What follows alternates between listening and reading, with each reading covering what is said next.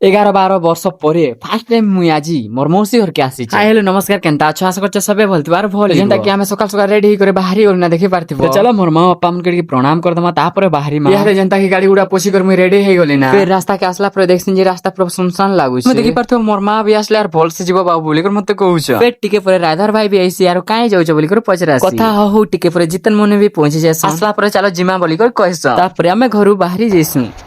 ପଡନା यार କେନ୍ଦୁ ପାଟି ଯିବା କି? ହଁ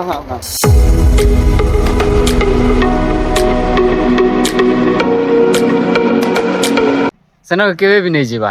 ଗୁଟେ ଥର ଆକା ଯାଇଥିଲି ତାଙ୍କ ଘରକେ, ଯେନ୍ତା କି ମୋର ମौसी ଯେନ୍ତା କି 40-45 କିଲୋମିଟର ଆସିଲା ପରେ ଆମକେ ବେଶୀ ଭୋକ ଲାଗସି, ସେଥିଲାଗି ବୋଲି ଆମେ ଟିଫିନ કરવા કે ଟିଫିନ ଦୁକାନ ପଲେଇ ଆଇছি। ଇହାଦେ ଯେନ୍ତା କି ଦେଖି ପାରଥିବ ଜିତେନ ଆର ମୁଇଁ ଟିଫିନ କରୁଛୁ। ରାମନପୁରୀ ସର୍ଟକଟ ରାସ୍ତା ଯିବା કે କେନାର